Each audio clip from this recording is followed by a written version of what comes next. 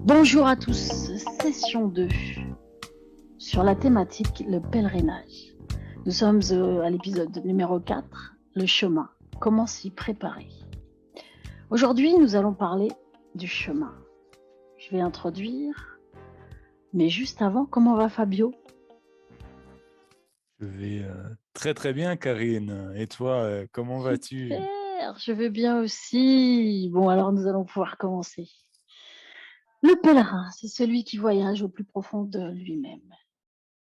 Et le pèlerinage, c'est mettre à l'esprit, grâce à cette rencontre avec son intériorité. Le pèlerin décide de partir en terra incognita. C'est ce marin qui quitte le port, appelé par la mer. Mais vers quel azimut va-t-il? C'est ce que nous avons à cœur de partager pendant ces 21 jours. Et pour commencer, comment se préparer au pèlerinage? Saint Augustin disait: je te cherchais à l'extérieur et tu étais en moi, plus intérieur à mon être, le plus intime et plus transcendant que moi. Se préparer au pèlerinage, c'est d'abord observer et apprendre ce que nous ont légué ceux qui ont déjà pris le chemin, les ancêtres, les philosophes, les pèlerins, et comprendre par l'expérience que toucher la grâce, c'est d'abord à apprendre à se connaître et à s'observer, à observer ce qui vit au plus profond de nous et le laisser émerger doucement, comme devenir cette eau argileuse, claire qu'on a laissé reposer. Ce repos s'est fait grâce à ce silence. On a laissé faire et tout naturellement, elle est devenue limpide. C'est aussi à apprendre à lire la carte avant de prendre la mer ou encore à se préparer à la tempête. Mais tout cela est un travail de chaque instant. Il s'agit bien de notre volonté, cette intelligence douée de libre arbitre qui nous aide à faire les bons choix ou encore à avoir cette force lorsque l'épreuve nous met à terre. Enfin, se préparer au pèlerinage, c'est se préparer à la quête du pèlerin, l'éternité. C'est se préparer à passer dans un monde et d'autres l'ont déjà vécu. Et c'est aussi l'admiration que nous portons à ces pèlerins qui nous guident et qui nous aident à marcher vers et avec joie sur notre chemin intérieur, notre chemin de vie. Alors, je propose à Fabio de nous partager quelques outils que nous allons mettre en place. Et d'abord, il va nous parler de son expérience. C'est à toi, Fabio. Merci beaucoup, Karine. Merci pour ces partages, cette introduction que je partage totalement.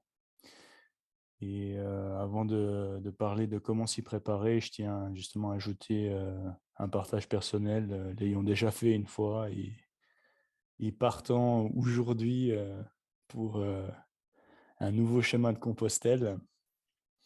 Donc, le chemin, c'est avant tout cheminer vers soi.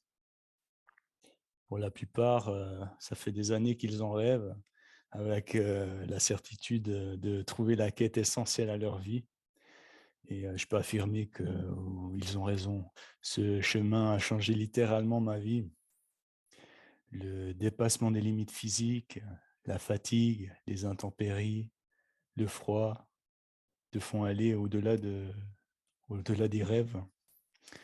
Jour après jour, si dur le but si lointain, va petit à petit t'ancrer dans l'ici et maintenant, dans le présent.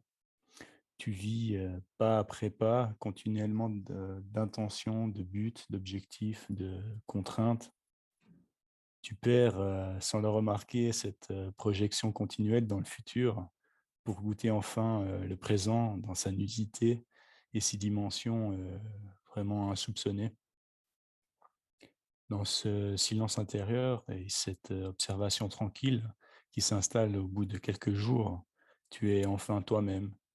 Une verticalité spirituelle s'installe au-delà de toutes les religions et croyances, sans mots, sans étiquette, sans rituel.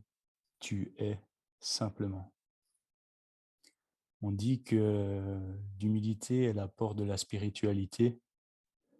Ben, sur ce chemin ardu, âpre, où les rencontres sont si riches, les contacts étroits, sans défense, petit à petit, tu te découvres inconnu à toi-même, dénudé de tous les artifices d'image de soi.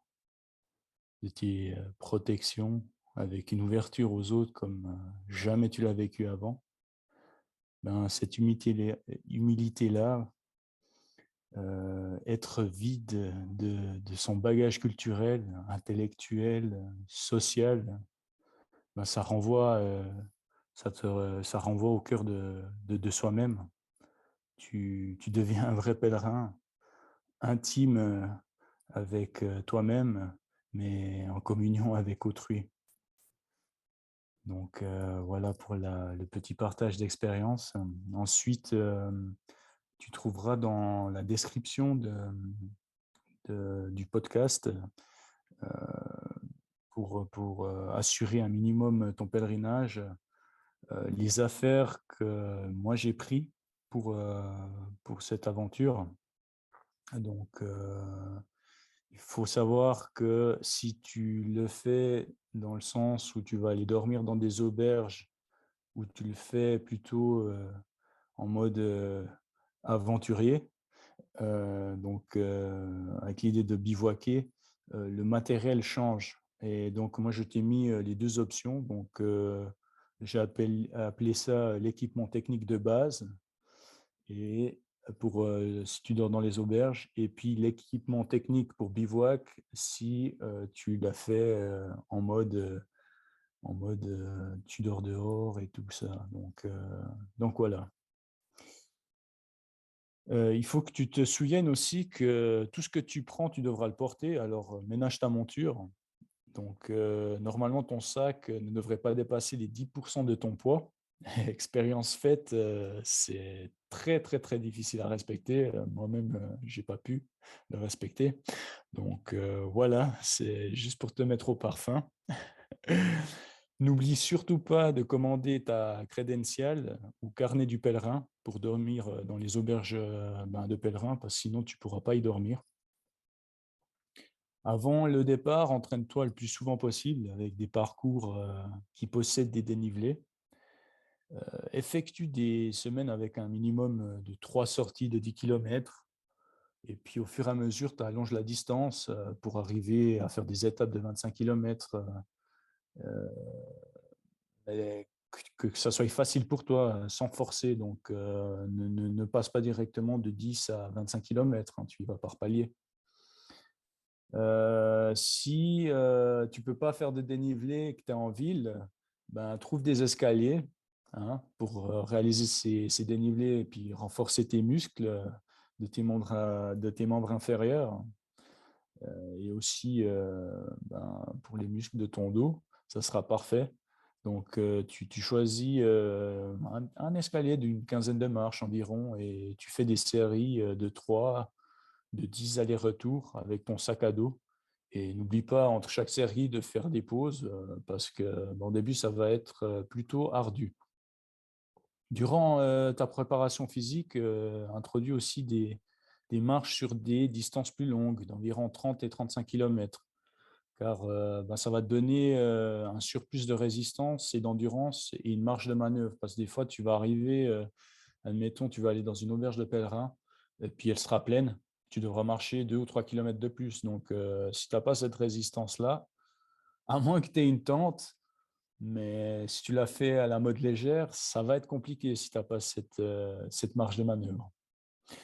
Donc, pour moi, ça sera un peu tout. Je n'aurai pas d'autres points à rajouter, donc il ne me reste plus qu'à te souhaiter buen camino. Et de toute façon, on va s'entendre dans les prochaines semaines où, où je te dirai un peu où je me trouve sur le chemin. Et du coup, je te dis à bientôt et merci pour ton écoute. Merci Fabio, hâte de te retrouver sur le chemin avec les autres.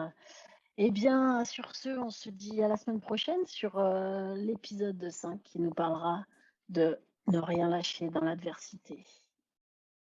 Bonne semaine Fabio. Bonne semaine, Karine.